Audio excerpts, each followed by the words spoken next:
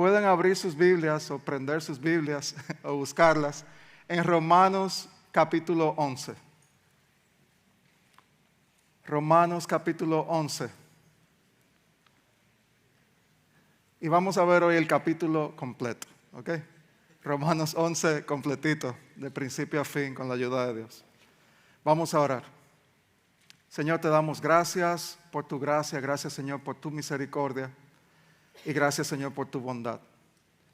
Venimos hoy al abrir tu palabra, a escuchar tu voz y a que tú nos hables directamente a nuestros corazones y nos ayudes a cambiar, pero también a ser confortados y recibir ese consuelo que necesitamos de parte tuya hoy.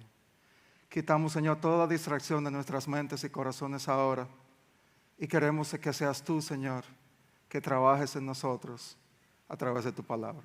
En el nombre de Jesús oramos. Amén.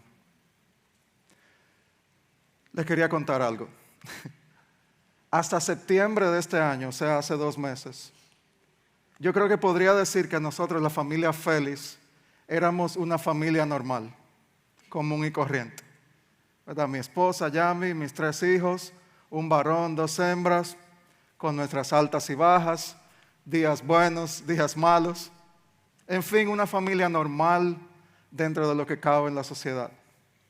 Pero ese sábado de septiembre, ese primer sábado de septiembre, las cosas iban a cambiar.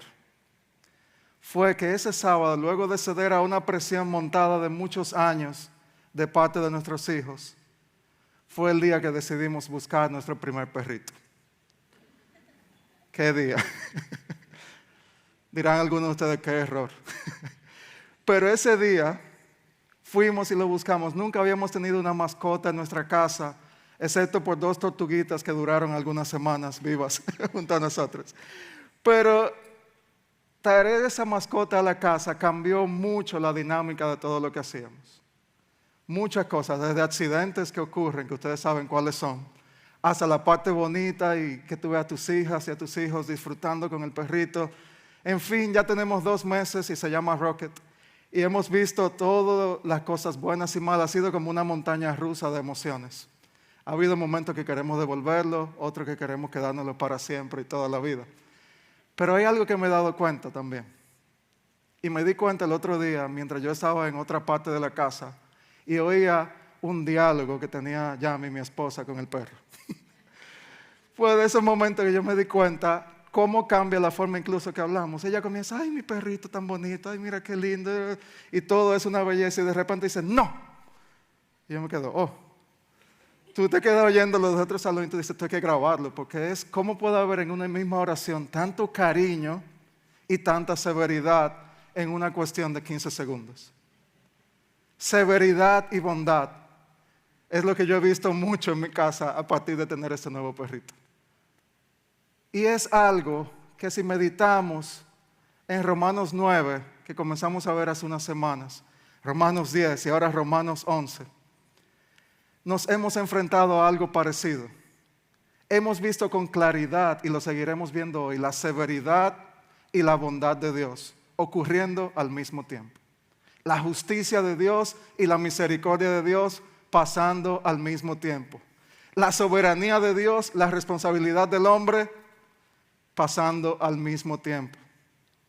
Mientras estudiábamos en Regen, había una frase en el libro de Jonathan Edwards que decía, de todos los conocimientos que podemos obtener, el conocimiento de Dios y de nosotros mismos son los más importantes.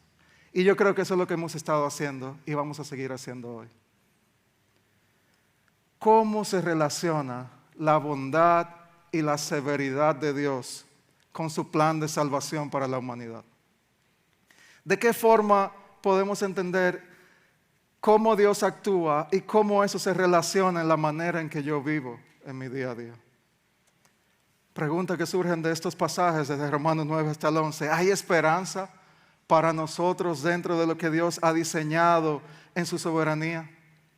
¿Puedo yo realmente confiar en Dios para salvarme a mí como un pecador? Todas esas son preguntas que a través de Romanos 11 Pablo va a concluir ese argumento que inició en Romanos 9, un argumento muy profundo Y que Él va a concluir hoy, mientras lo leemos, acerca de todas esas verdades que van ocurriendo al mismo tiempo. Pero mantén eso en mente, como un Dios que es infinitamente bondadoso e infinitamente justo, todo eso ocurriendo al mismo tiempo, ¿de qué forma impacta eso mi vida? Miren cómo acabábamos el capítulo 10 la semana pasada, recuerden. Pero con respecto a Israel, Dios dijo, acababa en esta nota, todo el día les abrí mis brazos, pero ellos ¿qué hicieron? Fueron dos cosas, desobedientes y rebeldes. El capítulo 9, Pablo le comenzaba diciendo, mi corazón está lleno de tristeza e infinito dolor por mis compatriotas judíos. ¿Debido a qué? Desobediencia y rebeldía a la incredulidad y la dureza de corazón que tenía el pueblo de Israel. Ese pueblo de Israel, aquel pueblo de quien Dios dijo en Deuteronomio 7, pero tú eres un pueblo santo porque perteneces al Señor tu Dios. De todos los pueblos de la tierra, decía el Señor tu Dios te eligió a ti para ser su tesoro especial. Ese mismo pueblo que había sido separado, protegido, guiado, alimentado, cuidado y gobernado por Dios de una manera única, ahora se encontraba en oposición constante delante de Dios en base a su incredulidad, en base a pretender alcanzar la salvación por sus propias fuerzas, que es un gran tema que Pablo ha presentado hasta ahora en los primeros 10 capítulos de Romanos.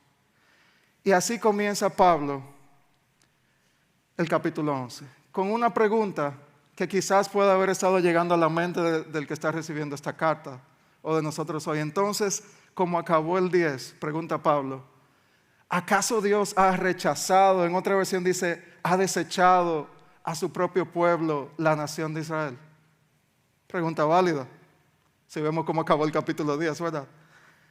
¿Ha abandonado Dios sus promesas? Podría ser la pregunta que había en el fondo, detrás de esa pregunta que hacía Pablo ahí. ¿Ha dejado Dios de ser fiel? ¿Ha dejado Dios de ser Dios?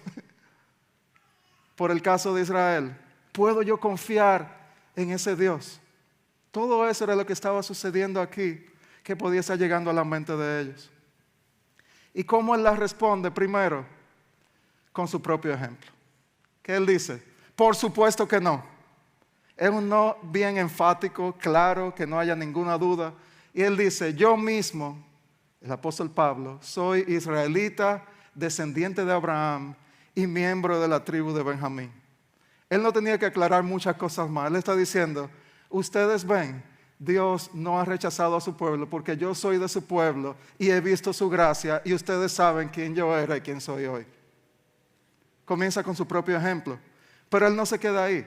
Él sigue a partir del verso 2 dando un ejemplo del Antiguo Testamento y le dice, miren, no, otra vez, no. Dios no ha rechazado a su propio pueblo. Y me gusta que él usa mucho su propio pueblo, recordando que ese pueblo fue Dios mismo que lo eligió. O sea, es como Dios no se va a ir en contra de su propia naturaleza, al cual eligió desde el principio. Y dice, se dan cuenta de lo que dicen las Escrituras. Y aquí pone el ejemplo de Elías. Primera de Reyes 19. Miren lo que dijo Elías cuando se quejó. Señor, han matado a tus profetas y derribaron tus altares.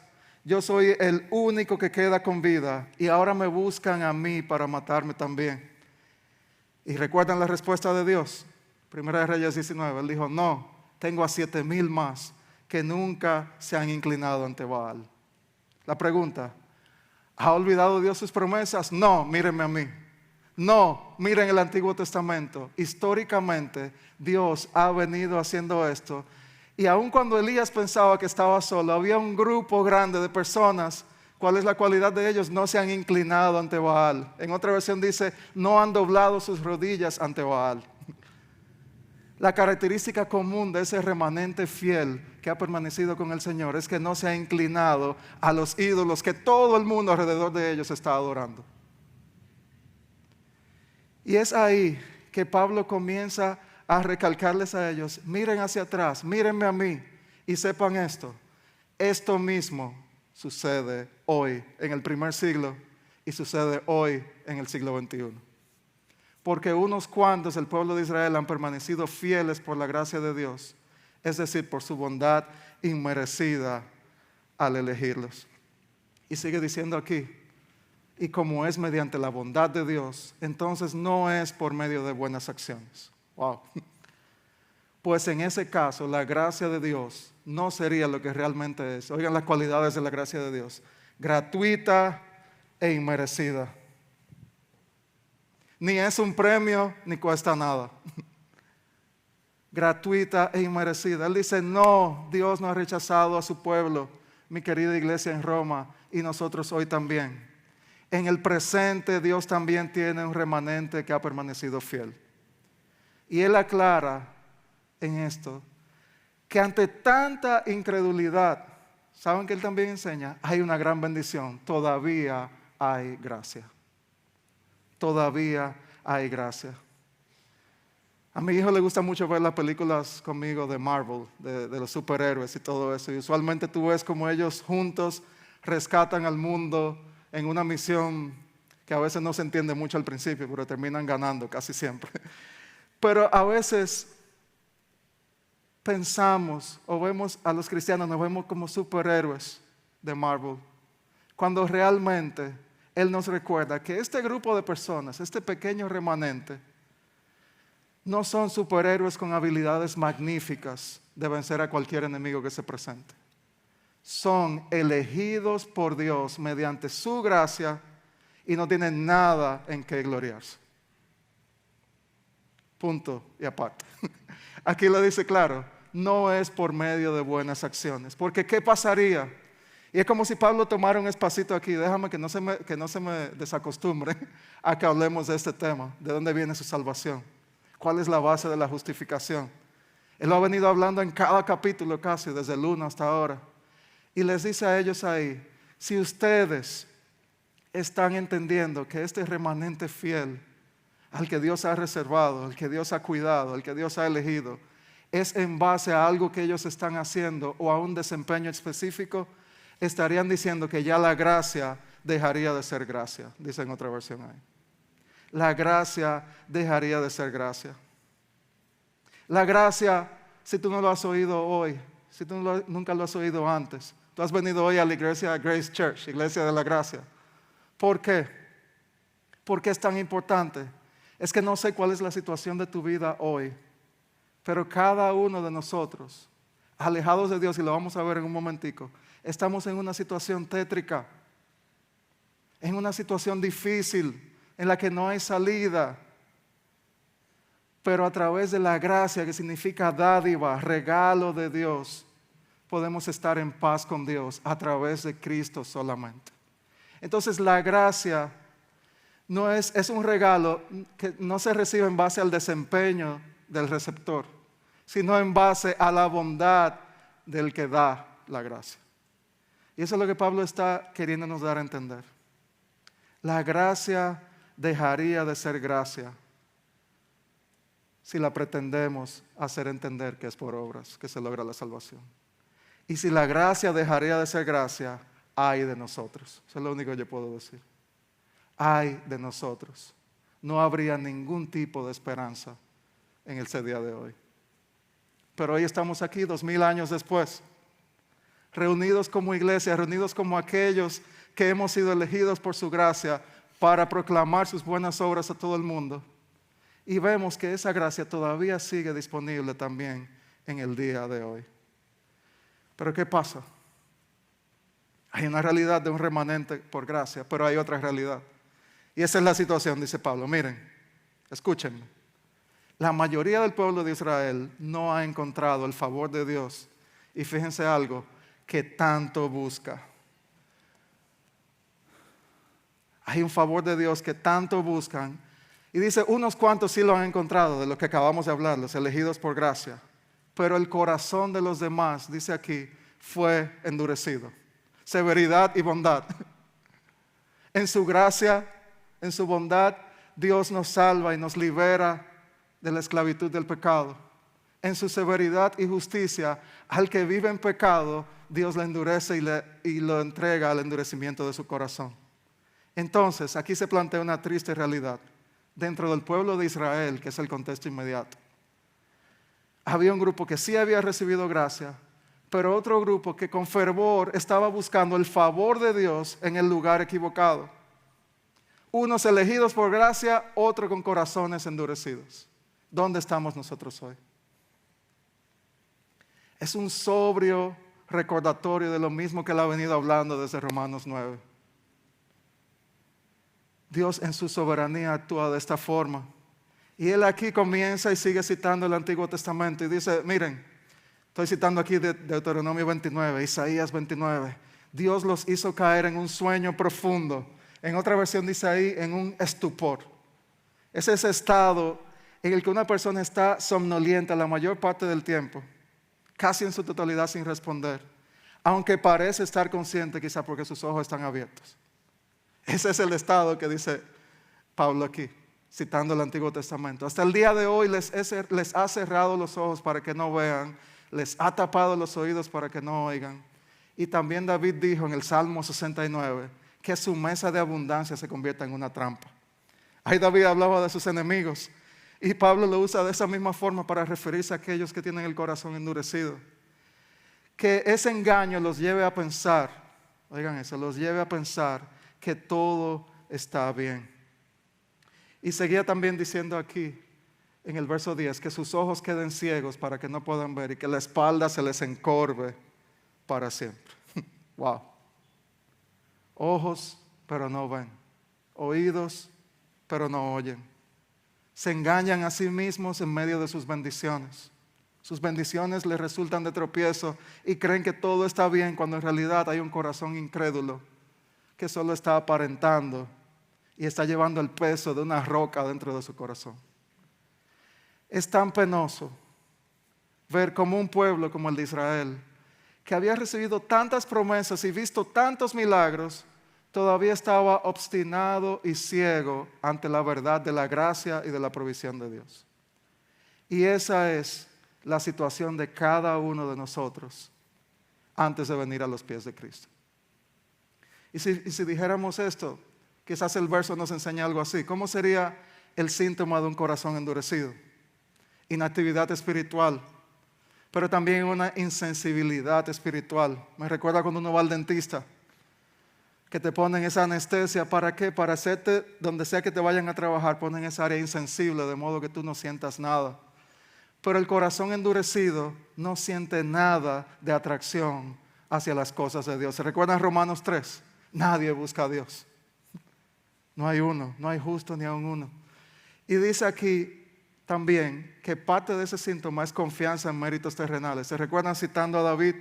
Sus bendiciones son un tropiezo. Creen que todo está bien por la forma en que están viviendo sus vidas. ¿Cuál es la raíz de todo eso aquí abajo? Incredulidad. Incredulidad. ¿Ha abandonado Dios sus promesas? No. Pero sí hay un remanente que por su gracia ha demostrado esto en fe y arrepentimiento. Pero hay otro grupo que sigue con un corazón endurecido y el Señor lo tiene en ese estado, en ese momento. Estamos ciegos, sordos y muchas veces entretenidos en nuestro propio juego de control de todo en vez de confianza en la obra de Dios por nosotros. Ya sea que queremos completar una obra de salvación que nosotros no iniciamos. Como le decía Pablo a los Gálatas, Gálatas tontos, ¿cómo es posible que hayan iniciado por el Espíritu y ahora lo quieran completar en la carne? Ya sé que queremos desconfiar completamente de todo lo que Él ha prometido. Ya sé que estemos completamente alejados en un camino muy contrario a lo que expresa la palabra, o que creamos estar viviendo una vida que es perfecta en ambos casos, ya sea en la autojusticia o viviendo en libertinaje. Necesitamos la misma gracia. Y en varias ocasiones en el Antiguo Testamento ustedes pueden ver en el libro de Ezequiel que el Señor dice: les quitaré el corazón de piedra y les pondré un corazón de carne. Y en Jeremías decía: en ese corazón de carne, ¿qué haré? Escribiré mi ley, para que ahora esa ley, como decía el salmista, la ley, yo medito en ella de día y de noche y está en mi corazón. Esa es la vida de alguien que ha sido elegido por la gracia de Dios. ¿De qué forma estamos tú y yo buscando el favor de Dios hoy? La Reforma Protestante acaba de pasar, ¿verdad? Como celebramos hace una semana. Fue algo muy impactante. Pero ¿saben que Martín Lutero, el gran reformador, hubo un momento en su vida en el que él creía que siendo un monje, maltratando su propio cuerpo, yendo a misa cada día, confesando sus pecados, él iba a ser acepto delante de Dios por eso. Pero nada de eso traía paz a su corazón. Nada de eso. Fue cuando él descubrió, como decía Romanos 1:16, que el Evangelio es poder de Dios para salvación. El justo por la fe vivirá. Y todo eso abrió sus ojos de forma que de repente estaba clavando 95 tesis en una pared en Alemania. Todo eso cambió cuando él entendió que el favor de Dios no se busca por métodos humanos. Se recibe por gracia inmerecida y gratuita. La salvación por gracia y pretender ser salvos por nuestras obras son mutuamente excluyentes. No pueden ocurrir al mismo tiempo. No pueden ocurrir al mismo tiempo. Pero te quiero dar esperanza hoy. Y quizás lo hemos estado haciendo sin darnos cuenta de buscar el favor de Dios por nuestro esfuerzo. Pero quiero decirte hoy que lo único que puede ablandar un corazón endurecido es que en su gracia Dios nos abre los ojos, nos abre los oídos y la espada de su palabra, ¿saben qué hace? Desbarata toda esa roca de ese corazón duro y penetra en lo más profundo de nosotros de forma que somos regenerados y respondemos en fe y en arrepentimiento delante de Dios. Eso lo hace la gracia de Dios. Y quiero decirte hoy, ¿ha abandonado Dios sus promesas? No. Hay incredulidad, hay dureza de corazón, pero también hay gracia. Y mientras seguimos meditando en eso, Pablo traía otra pregunta. A Pablo le gustan mucho las preguntas. Verso 11. Si decimos que había incredulidad y que había corazones endurecidos, pregunta Pablo, pero ¿acaso el pueblo de Dios tropezó y ya no tiene posibilidad de recuperarse? O sea, es lo que está preguntando en el fondo, ¿hay alguna esperanza para esos que están endurecidos? ¿O ya se acabó todo para ellos? Pablo, ¿cómo responde Pablo otra vez? De ninguna manera, de ninguna manera. Los primeros 10 versos que acabamos de ver, el rechazo era parcial, había un remanente y no total. Ahora, a partir de ahora, Pablo va a desglosar por los siguientes 21 versículos que ese rechazo es temporal y no es permanente. Ese rechazo es temporal y no es permanente. Fíjense que dice, el pueblo fue desobediente, por eso Dios, ¿qué hizo? Puso la salvación al alcance de ¿quiénes? De los gentiles. ¿Quiénes son los gentiles? Todo el que no era el pueblo judío, incluyéndome a mí hoy, directamente de República Dominicana. Sin embargo, él quería que su propio pueblo sintiera ¿qué? Celos. ¡Wow! Y la reclamara para sí. Yo cuando leía eso, yo me preguntaba, ok, eso es el plan soberano de Dios. No es que Él está reaccionando y ahora dice, me voy con el plan B porque el plan A no funcionó. No. Desde Génesis 12, haré de ti una nación grande. De todas las estrellas del mar tú no podrás contar, serás grande, Abraham le decía. Era todo el mundo incluido, pero es interesante que Dios obra de una manera que yo nunca pensaría obrar de esa forma. O sea, miren ese trabalengua ahí, el pueblo fue desobediente, el pueblo de Israel. Por eso Dios, ahora los gentiles entran dentro de ese plan. Nosotros estamos recibiendo, ¿sabían eso? La misma promesa que Dios le hizo a Abraham son aplicables a nosotros por la fe.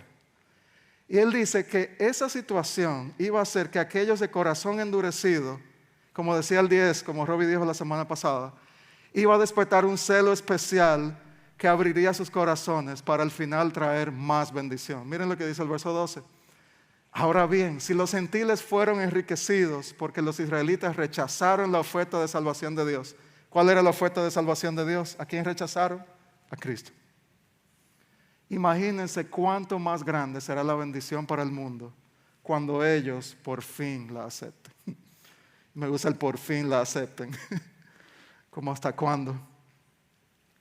Y es ahí cuando en los versos 13 y 14 Pablo se sigue dirigiendo ahora a los gentiles, que no lo voy a leer, para indicarle que su ministerio estaba dirigido hacia ellos y que había este propósito dentro del plan de Dios. Había un propósito específico también.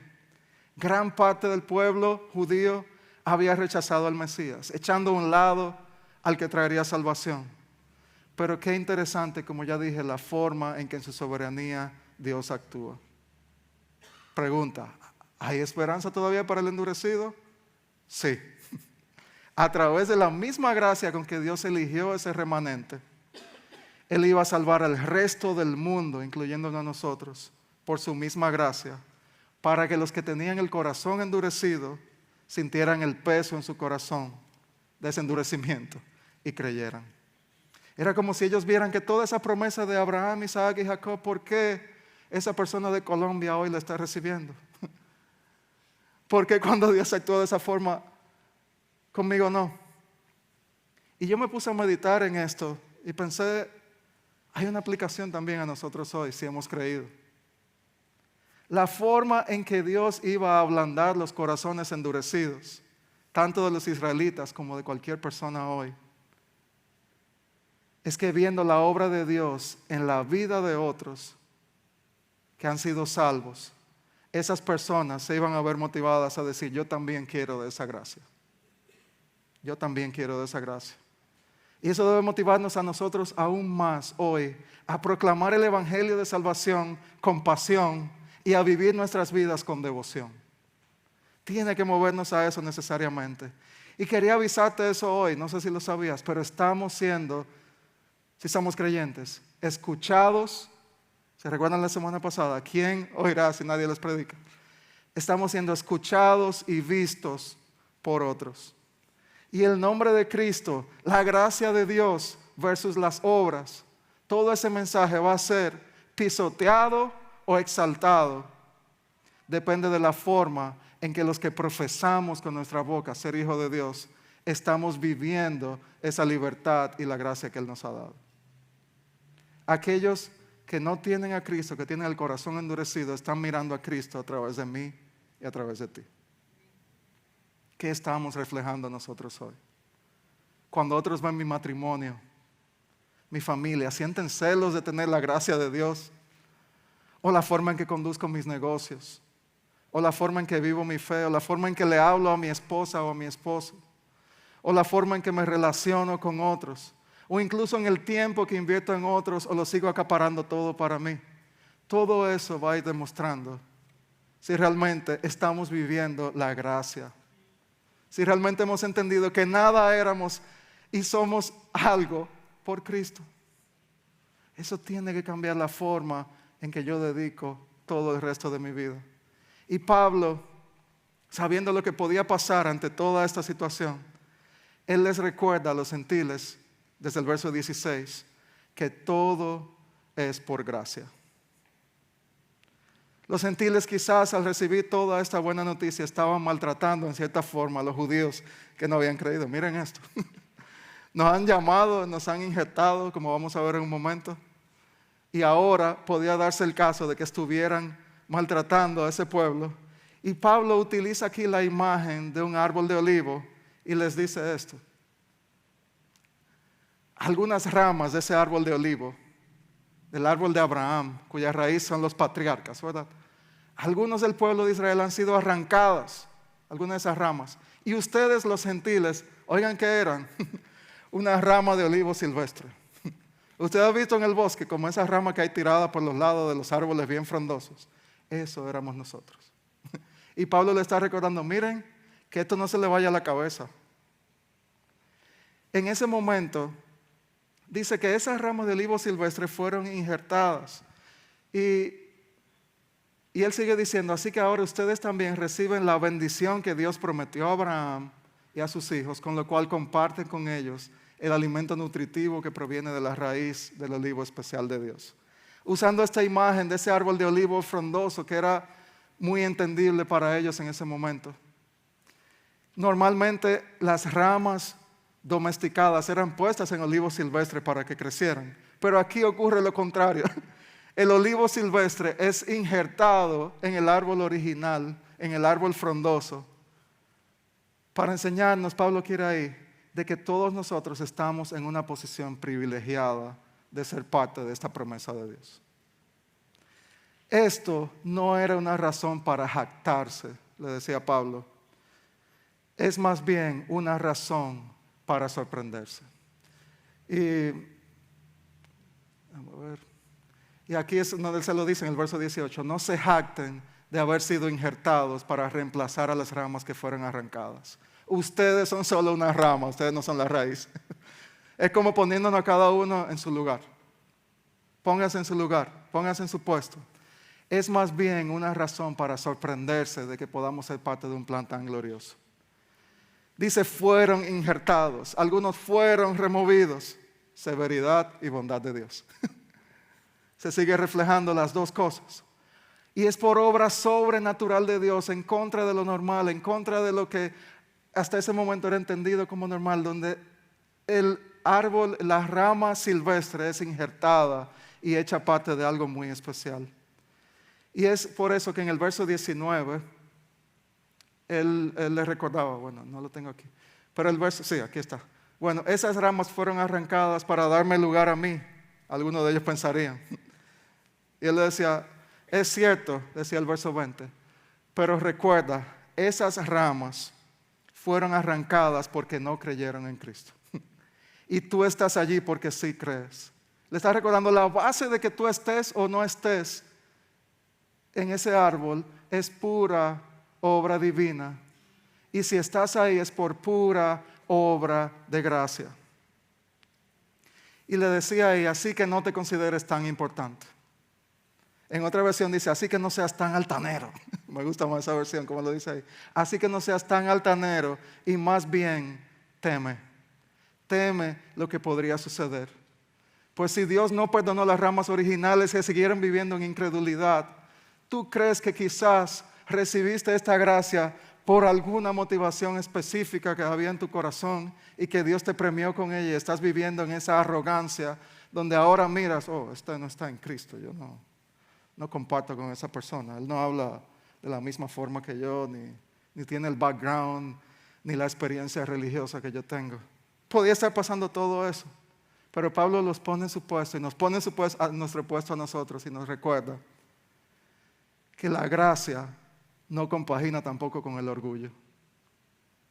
Si quieren quedarse con algo en la mente, la gracia mata la arrogancia. Punto. La gracia mata la arrogancia. Yo siempre recuerdo cuando era más joven, cuando era un poquito más joven, cuando estaba en la escuela y se armaban los juegos de básquet. Yo nunca he sido muy bueno en deportes. Y a mí nunca era de los que me elegían, de que saben que ponían 2 capitanes y cada uno cogía su equipo. Yo era usualmente el que me quedaba de último o el que no elegían. Y yo sabía por qué. Pero cuando yo medito en esto, de que ahora yo he sido injertado como una rama, me pregunto, ¿y por qué? Yo no sé. Yo no sé cómo, ni sé por qué, pero Dios es infinitamente justo y misericordioso al mismo tiempo. Él nos da su gracia y por eso estamos donde estamos. Y entonces, después, y el verso 22 sigue siendo como una advertencia pastoral de Pablo a ellos y a nosotros hoy. Fíjate, como detente, un respiro, tomemos ahora todos. Fíjate que Dios es bondadoso, pero que también es severo. ¿Se fijan la idea que hemos venido tratando? Es severo con quienes, con los que desobedecen, pero será bondadoso contigo si sigues confiando en su bondad. Wow. En cambio, si dejas de confiar, tú también serás arrancado por completo. Aquí la idea que Pablo presenta es, si de verdad tú has puesto tu fe y has sido cambiado por la gracia de Dios, tú vas a seguir necesariamente perseverando y caminando en esa gracia. ¿Ok? Vas a seguir de esa forma. Porque si tú no fuiste realmente nunca una rama, dice aquí, tú también serás arrancado por completo. No nos vamos a meter en muchos detalles ahí, pero la idea es esta. Sigues confiando. Había otro grupo que seguía en la incredulidad y había sido arrancado y permanecía afuera. Pero Dios le seguía recordando a ellos en esos versos 23 y 24, que no voy a leer, que si Israel abandonaba su incredulidad, ¿sabían qué iba a pasar? Dios los iba a injertar nuevamente. ¿Y saben a quién le pasó eso? A Pablo, a él mismo. Dios lo injertó nuevamente.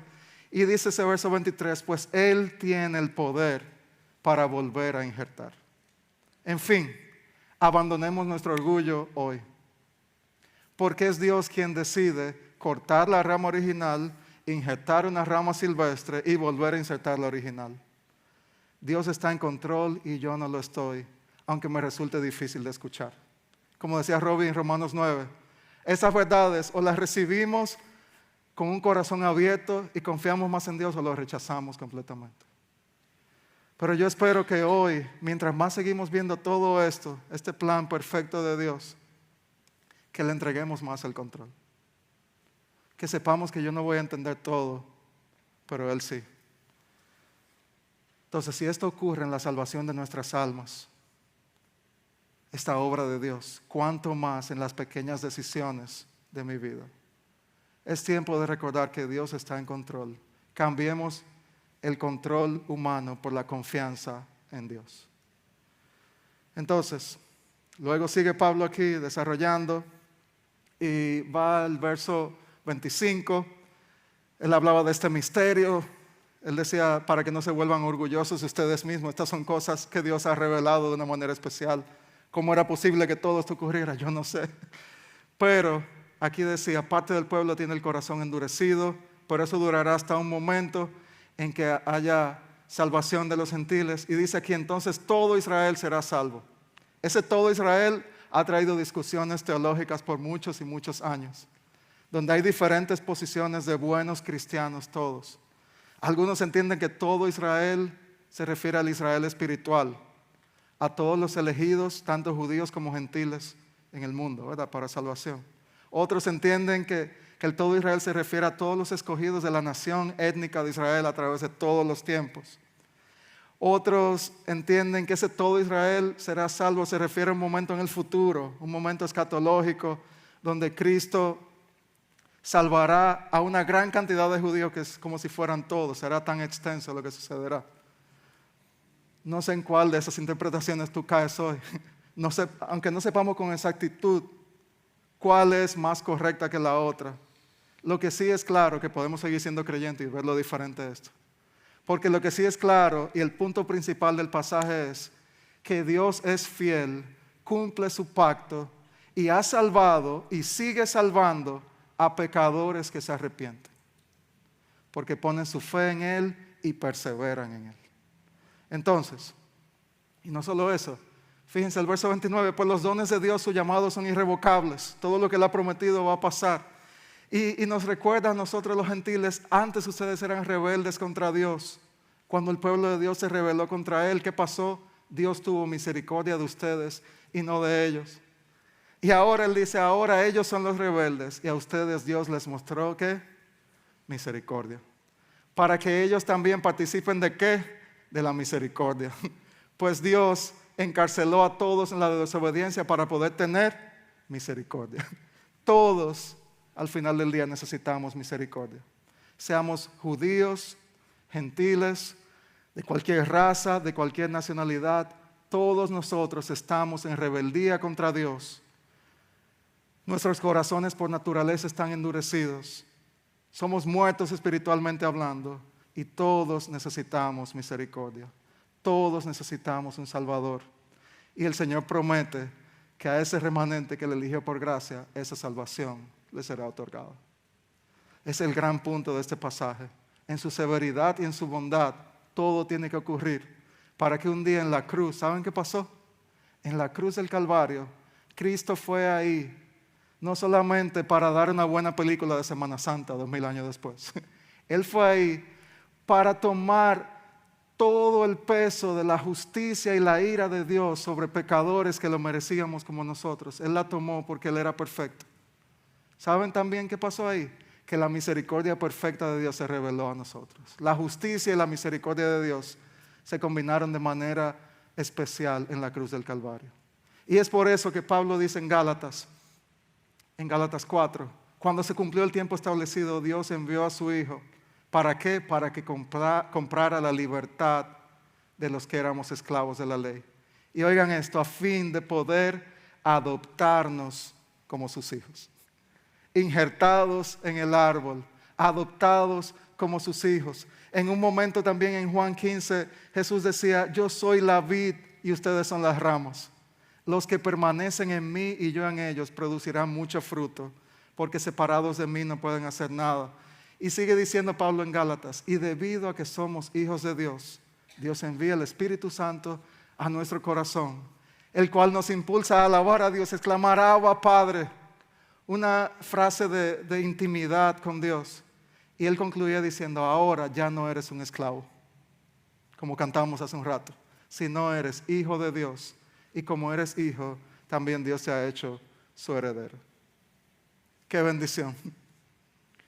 Tú y yo hoy, a través de Cristo, por poner nuestra fe, arrepentimiento de pecados, gracia inmerecida y gratuita, hoy somos adoptados y miembros de una familia de la cual no teníamos ningún chance de ser parte. Somos adoptados, aceptados y tenemos una nueva identidad. Somos hijos de Dios, si ponemos nuestra fe en Él. Y finalmente Pablo concluye el capítulo, yo diría con una adoración espontánea.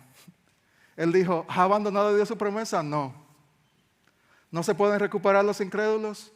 Sí, ellos pueden recuperarse por la misma gracia. Y él terminaba diciendo, miren, qué grande es la riqueza, la sabiduría. Yo siento como que él soltó el lápiz ahí, o lo que sea que estaba usando, el papiro, o lo que sea que haya usado. Y él dijo, qué grande es la riqueza, la sabiduría y el conocimiento de Dios. Es realmente imposible para nosotros, incluyendo al apóstol Pablo que escribió esta carta, entender sus decisiones y sus caminos. Y yo me imagino que él miraba su vida mientras escribía esto. Él miraba lo que pasó con Job cuando él lo citaba en el verso 34. Pues ¿quién puede conocer los pensamientos del Señor? ¿Quién sabe lo suficiente para aconsejarlo? Y él miraba su vida y decía, ¿y quién le ha entregado tanto para que él tenga que devolvérselo? Pues todas las cosas, al final decía él, provienen de él y existen por su poder. ¿Y son para qué? Para su gloria. A él sea toda la gloria por siempre. 11 capítulos de pura teología terminan en una adoración genuina a Dios. Y de decir, Señor, yo realmente escribí todo esto, pero yo no tengo idea. No tengo la mínima. Yo todavía estoy rayando la superficie así, de lo profundo que es vivir una vida junto a ti. Y eso nos enseña que mi admisión, después de todas esas verdades tan profundas, es esto. Él es Dios y yo no lo soy. También, Él sabe todo y yo no. Porque quizás a veces admitimos la primera parte, pero actuamos como la segunda, sabemos todo. Pero también recordar que Él es justo y misericordioso y ambas cosas ocurren al mismo tiempo. Y también admito que todo lo que existe y todo lo que soy es por Él y para su gloria. Nunca podré comprenderlo totalmente, pero sí podré amarlo con todo mi corazón como me manda la palabra. Pero al final de todo esto, ¿cuál es la raíz? ¿Se recuerdan la raíz del corazón endurecido? Era la incredulidad. ¿Cuál es la raíz de esta admisión? Fe en Dios. Quizás este mensaje hoy puede pasar por arriba de nosotros, pero solo Dios es el que puede abrir nuestros ojos y corazones a entender algo tan maravilloso, de que por gracia soy salvo sin merecerlo. ¿Cuál es la historia de tu vida hoy? ¿Puedes tú decir eso como una adoración espontánea a Dios hoy, cuando tú ves las circunstancias que Dios ha hecho en tu vida? En mi caso yo me imagino cómo Dios permitió que nací en una familia cristiana. No entendía al principio. Después el Señor envió a otras personas. He pasado por pruebas, he pasado por lucha. Ahora mismo estoy pasando por mucha incertidumbre en áreas de mi vida. Pero eso me motiva a ver, Dios es Dios y tú no lo eres.